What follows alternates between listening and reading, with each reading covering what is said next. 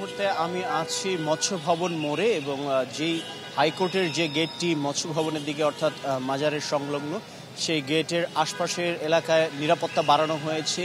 Press club থেকে দোয়েল চত্বর এবং দোয়েল চত্বর থেকে প্রেস ক্লাব যাওয়া আসার দুটি রাস্তাতে ব্যারিকেড দেওয়া হয়েছে, অর্থাৎ এই রাস্তায় যান চলাচল নিয়ন্ত্রণ করা হচ্ছে। যদি কেউ হাইকোর্টে প্রবেশ করতে চান তাদের পরিচয় নিশ্চিত হয়ে কিংবা কী কাজে তারা যাচ্ছেন এটি জিজ্ঞাসাবাদ করে পুলিশ তাদেরকে ভেতরে যেতে দিচ্ছেন এবং বের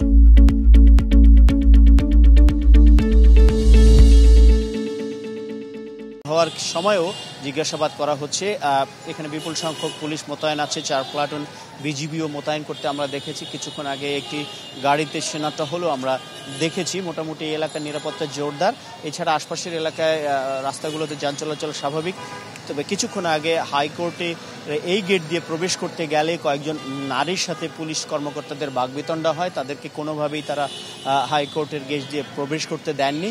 বাকবিতণ্ডার এক পর্যায়ে পুলিশ তাদেরকে দোয়েল চত্বর অভিমুখে রাস্তায় ফিরিয়ে দেয় এবং এই এলাকায় নিরাপত্তা ব্যাপক জোরদার করা হয়েছে। মোটরসাইকেল চলাচল যারা করছেন তাদেরকে এখানে জিজ্ঞাসাবাদ করা হচ্ছে। মোটামুটি এই এলাকার পরিস্থিতি এখনো স্বাভাবিক আছে, তবে অতিরিক্ত নিরাপত্তা জোরদার।